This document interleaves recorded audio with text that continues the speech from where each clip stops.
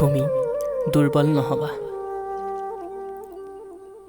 ঐ শুনচোন, কাৰ বাবে ইমান মৰম সাঁচি ৰাখিছ বুকুৰ মাজত?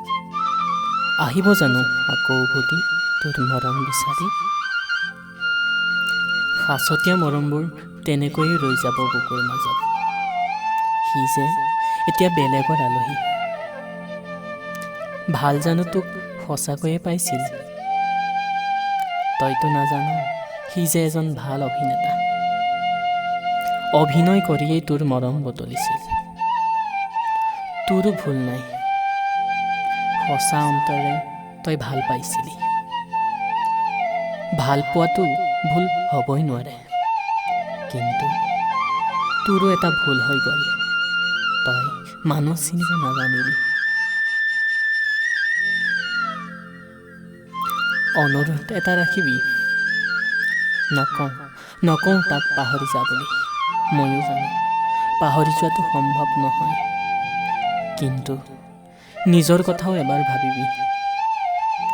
দিনৰ দিনটো মন মাৰি বহি নাথাকিবি। পাহৰি নাযাবি, তাক লগ পোৱাৰ আগতেও তোৰ এটা সুন্দৰ সপোন আছিল।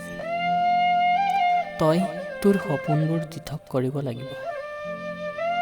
তই ভাগৰি নপৰিবি। চাচোন চা, তোক মৰমতে মাজনী বুলি মতা দেউতাৰ মুখখনলৈ।